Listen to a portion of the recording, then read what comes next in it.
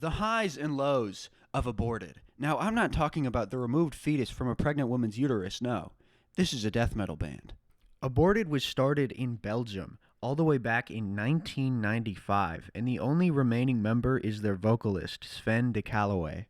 Fun fact, they chose their name because when their music was released at record stores, it would be listed first alphabetically. Anyways, the first thing they ever released was a demo tape on cassette called the Necrotaurus Chronicles, and there were only, I think, 100 copies of this ever distributed. And it is very hard to come by. I've been trying to collect all of their releases, and this is one that I may not ever get. Moving forward, their first album ever released was The Purity of Perversion, and the cover was taken from a horror movie called Split Second. At this point, they were definitely a grindcore band, but their sound transitions into more death grind and then death metal later on. Their next release was Engineering the Dead, and at this point, they've already gone through a significant lineup change. They've replaced a guitarist and a drummer. And you'll notice that that will very much be a trend throughout this whole video. For their next album, Goremageddon, The Saw and the Carnage Done, they replace one guitarist, one bassist, the drummer again, but Sven is still around. And I have to say, this is one of their best albums. If there's one thing I can tell you to take away from this video, it's to listen to Goremageddon. Moving forward, they released their first EP, The Hematobic, and it's with another drummer. Who knew? And unfortunately, with these next three albums, they're not the greatest. They're a little bit of a stain on Aborted's discography, I must say. But starting with the least bad, The Archaic Abattoir, probably the worst thing this album has going for it is that it's a little boring. But that's okay, that can be forgiven. Unfortunately, for these next two, Slaughter and Apparatus and Strychnine 213, a lot more can be said. The biggest criticisms I've seen for these two are how uninspired the music is, especially the guitar solos. Specifically compared to their earlier releases, these sound like they're from a different band. And with all that in mind, my next statement will not seem absurd at all. The band almost broke up over Strychnine 213.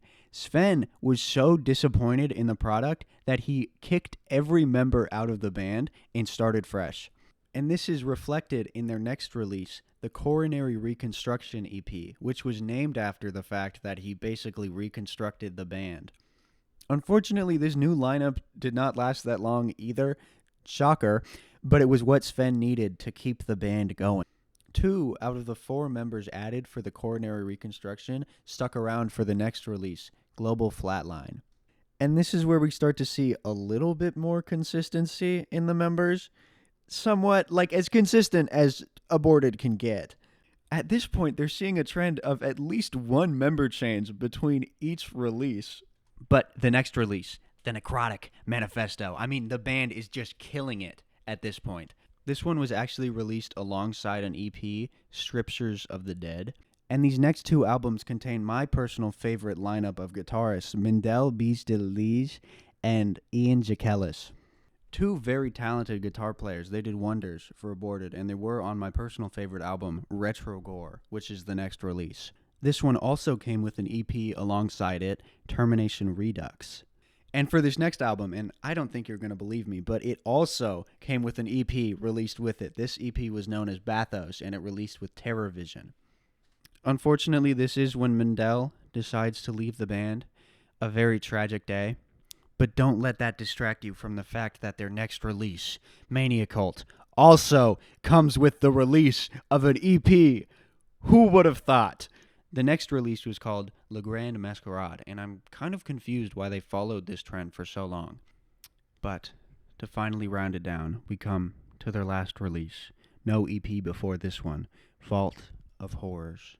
This album was released with the lineup of Sven de Calloway, Dan Conrausen, Ian Jackellis, and Ken Bedene. And would you believe me if I told you there was another lineup change? Ken actually left the band after they released this album. It seems I forgot to list their rampant genre changes, so I'm going to spitfire that right now. Around the Necrotic Manifesto, they started doing a more death grind sound as opposed to grindcore. With Retrogore onto, I think, Mania Cult is more technical death metal mixed with death grind. And then now finally they're more just like death metal and death grind and technical death metal all in the same thing. It's a strange blend. That is Aborted, though. Sven Calloway. Like my YouTube video, subscribe to the channel. Aborted.